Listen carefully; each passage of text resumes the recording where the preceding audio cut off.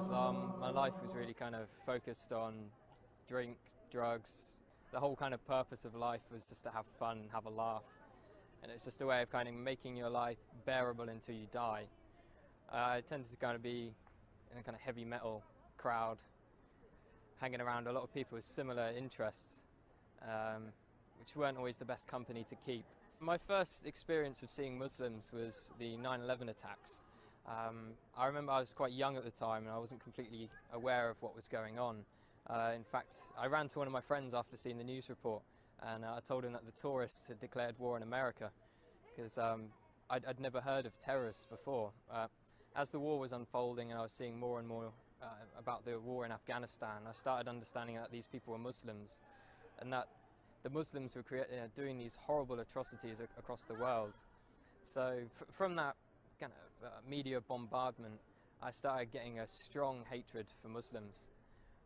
So much, in fact, I tried to join the army 3 times with the goal of wanting to go over there and kill as many of these people as I could, to do my bit for the country and to make it a bit safer for my family. I thought they were kind of the big evil of the world. I started hearing a bit more about Islam. It was the last time I was applying for the army. I came across this radio station. It was at a time when I was listening to conspiracy theory radio and things like this. And it was a radio station from the American government called Tentara, and it was talking about the life of the Prophet ﷺ. And it just didn't sound right to me that people would follow him from all these evil things they were saying about him. So I started to question what Muslims believed at that time. I was on a spiritual search anyway.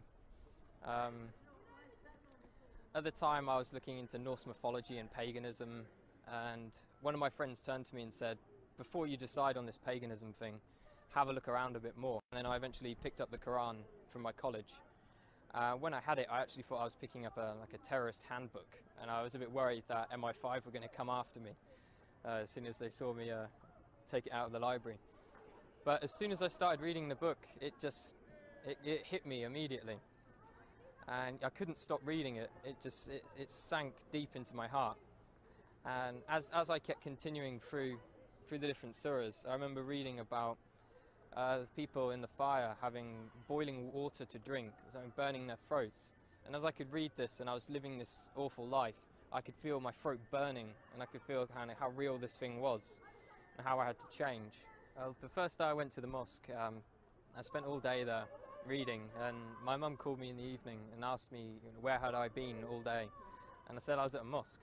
She's like, what? No, you can't be at a mosque, you're a Christian. Christians don't go to mosques. And she was very, very shocked and thought I was going down a bad path.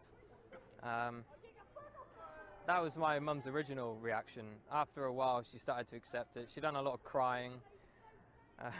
I'm not too sure why she was crying. I think she felt I was rejecting everything she'd taught me.